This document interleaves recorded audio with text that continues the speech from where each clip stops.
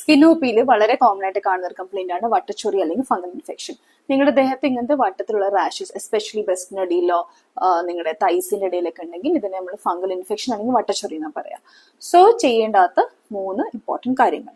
First of all, നനഞ്ഞ വസ്ത്രങ്ങൾ ഇടാതിരിക്കുക. നനഞ്ഞ വേർത്ത് മുഷിഞ്ഞ വസ്ത്രങ്ങൾ ഫ്രീക്വന്റ് ആയിട്ട് ടൈറ്റ് ആയിട്ടുള്ള വസ്ത്രങ്ങളൊക്കെ ഇടുമ്പോൾ കാണുന്ന ഒരു ഇൻഫെക്ഷൻ ആണ്. അപ്പൊ നിങ്ങൾ എക്സസൈസ് ചെയ്യുവാണെങ്കിൽ അതിന് അപ്രോപ്രിയേറ്റ് ആയിട്ടുള്ള ഡ്രസ്സ് ഇട്ട് കൊടുക്കുക. ലൂസ് ഫിറ്റിംഗ് കോട്ടൺ ഡ്രസ്സ് ഇടുക. ജീൻസ് ഇടുന്നെങ്കിൽ ഫ്രീക്വന്റ് ആയിട്ട് വാഷ് ചെയ്യുക.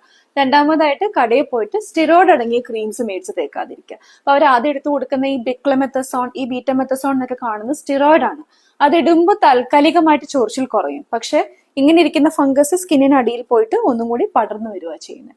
So plain clotrimazole, plain luliconazole cream തന്നെ ഉപയോഗിക്കാം. മൂന്നാമതായിട്ട് തോർത്തും സോപ്പും മാറ്റിയിട്ട് എങ്ങനെയാണ് എല്ലാവർക്കും വരുന്നത് അല്ലെ. സോ ബേസിക്കലി ഈ ഡ്രസ്സ് നമ്മൾ തൂക്കിയിടുമ്പോൾ ഈ ഫംഗൽ സ്പോർട്സ് ഫുൾ നമ്മുടെ വായുവിലൊക്കെ ഉണ്ടാവും. സോ നല്ല വായുസഞ്ചാരം വേണം, വീടിനുള്ളിൽ വെളിച്ചം എത്തണം. മുഷിഞ്ഞ വസ്ത്രങ്ങൾ നിങ്ങൾ മാറ്റി തന്നെ ലോണ്ടറി ബാസ്ക്കറ്റിലോ വേറെ എവിടെയെങ്കിലും അലക്കുന്നിടത്ത് മാറ്റി സെപ്പറേറ്റ് ആയിട്ട് അലക്കുക. അലക്കുവാണെങ്കിൽ തന്നെ അലക്കി പുഴുങ്ങി വെയിലത്തിട്ട് ഉണക്കി ഇസ്ത്രിയിട്ട് ഉപയോഗിക്കാനാണ് പറയാം. സോ ഇത്രയും കാര്യങ്ങൾ ശ്രദ്ധിക്കുക. കൂടുതൽ ഡൗട്ട്സ് ഉണ്ടെങ്കിൽ please DM me. Thank you and have A nice day.